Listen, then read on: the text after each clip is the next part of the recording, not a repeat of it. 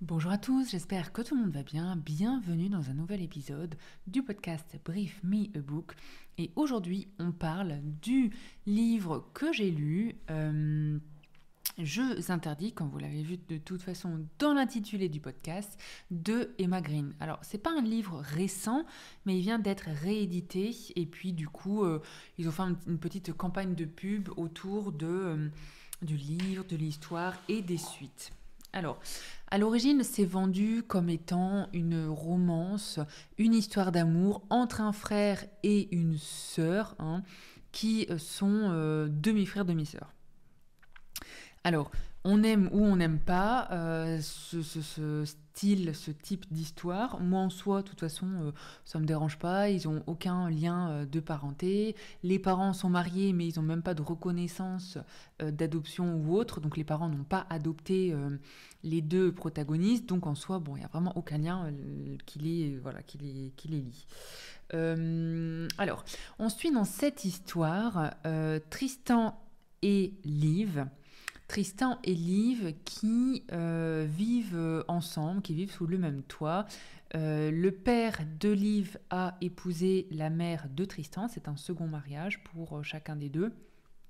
Et c'est une histoire d'amour. Alors, je précise quand même que Liv et Tristan sont assez jeunes. Donc, ils ont 18 pour Liv et 19 ans pour Tristan, je crois, quelque chose comme ça.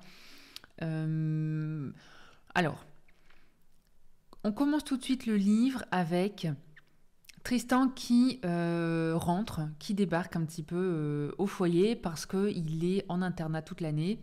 Et Liv et Tristan qui commencent tout de suite à se disputer. Mais dès le début, en fait, même s'ils se disputent, même si voilà, c'est assez compliqué, c'est froid, Tristan est assez... il est fort même à la titiller, il lui fait pas mal de coups en douce, voilà, il est pas hyper sympa, faut le dire quand même, mais dès le début on sent que voilà, tout de suite Liv, franchement pour être honnête, il n'y a pas de... Je sais pas comment le dire, il n'y a pas vraiment d'évolution de sentiments, c'est-à-dire que dès le début Liv, bon elle dit « Ah, il m'énerve, mais à part ça, elle passe vite au-dessus, il l'énerve pas tant que ça, donc en fait... ils sont vite, dès le début, assez attirés l'un envers l'autre. Voilà. Alors, les personnages moi je les aime bien, ils sont assez sympas.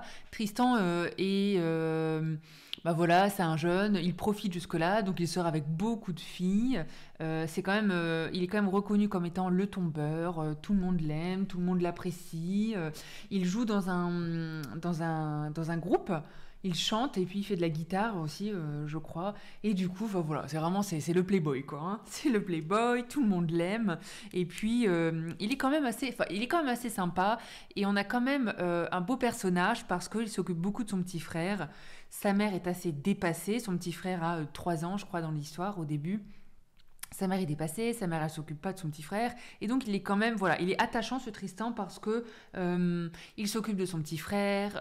On voit que voilà, il a quand même des bons, je sais pas comment dire, il a des bons gènes quoi. Il est quand même assez sympa, on l'aime bien.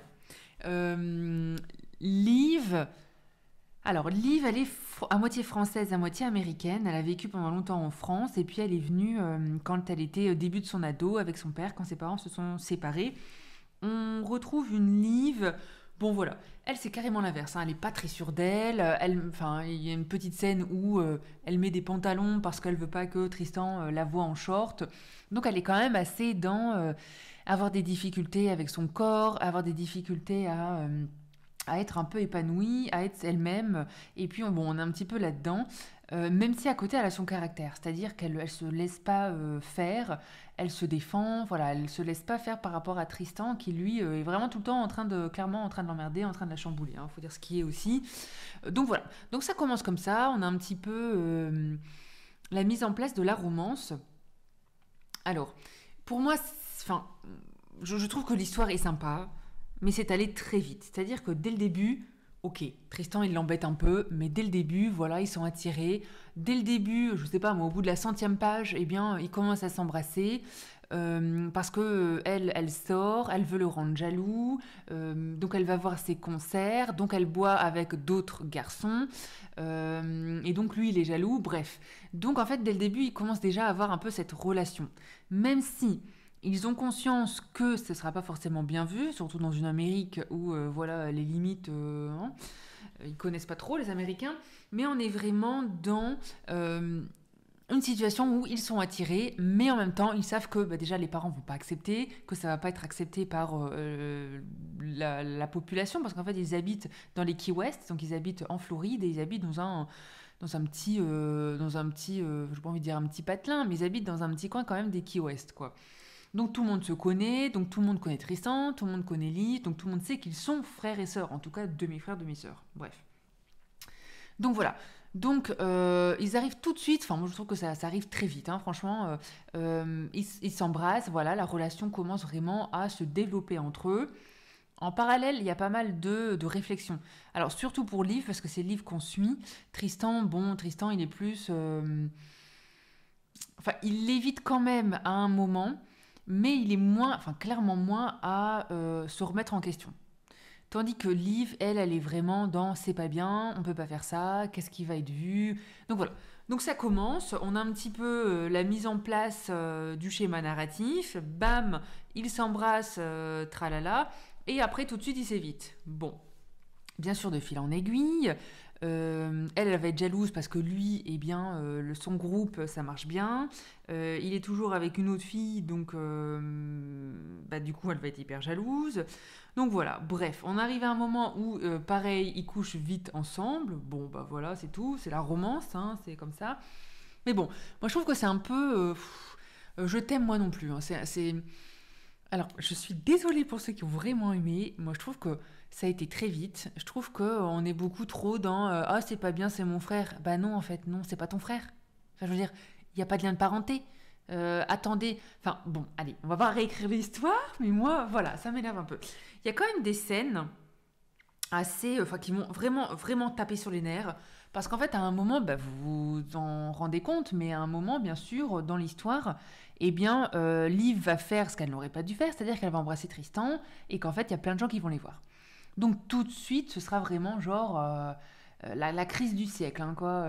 Les parents vont être mis au bord de la sellette, les parents ils vont vraiment leur faire la gueule, la mère de Tristan elle va vraiment être contre Liv, voilà, ça va être très compliqué.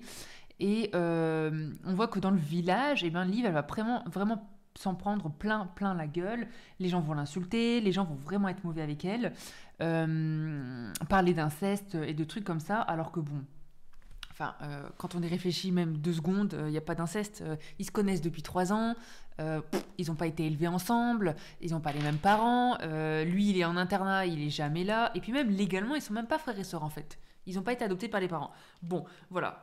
Après, ils sont touchants, ils sont sympas. À un moment de l'histoire, Tristan a vraiment envie d'officialiser, il a vraiment envie de reconnaître, voilà, leur histoire. Mais c'est Liv qui est vraiment à reculer parce qu'elle a peur. Elle a peur des conséquences, elle a peur de tout ça. Bon. Jusque-là, c'est une histoire assez sympatoche. On se le dit. Ok. Par contre, ce qui m'a dérangé, et clairement pourquoi je ne lirai pas le deuxième tome, c'est que on passe d'une romance, hein, à bam, carrément à moitié un thriller et carrément un kidnapping, quoi. Donc en fait, attention, spoiler, hein, je le dis là, pour ceux qui n'ont pas envie de savoir, couper. Pour ceux qui s'en foutent, eh bien restez. Eh bien là, on arrive vraiment à la fin quasiment, en fait, où, en fait, Liv, elle fait un petit peu du chantage à Tristan. C'est-à-dire que Liv, à un moment, elle quitte le domicile et puis elle va vivre chez sa grand-mère, au passage, qui est vraiment géniale, sa grand-mère, un petit peu baba cool, années 60-70 aux États-Unis. Enfin voilà, on l'adore. On l'adore, elle est hyper libre, libérée, elle supporte beaucoup sa petite fille. Enfin voilà, un personnage qu'on adore, si ce n'est le personnage que j'ai préféré, franchement, dans l'histoire. Hein. Mais bon. Et donc, Liv, elle va vivre quelques jours chez sa grand-mère parce qu'en fait, à un moment, Tristan lui a mis un peu le couteau sous la gorge et lui a dit soit t'assumes, soit on arrête et puis basta, c'est fini. Donc Liv, elle s'est un petit peu emballée, elle a été vivre chez sa grand-mère en lui montrant, voilà, en fait, tu peux pas vivre sans moi, donc tu peux pas me quitter, donc tu verras que si je ne suis pas là, je vais te manquer, tralala. Bref. Il se passe cette histoire. Et puis quelques jours après, Liv revient vivre là parce qu'en fait, eh bien, elle se rend compte que mine de rien, elle peut pas vivre non plus sans lui, sans son père, parce qu'elle est très proche de son père. Ils ont une très belle relation parentale. Et puis voilà. Donc, elle revient vivre là-bas. Bien sûr, de fil en aiguille, ils se remettent ensemble. Et puis, en fait, ils commencent à dormir ensemble la nuit.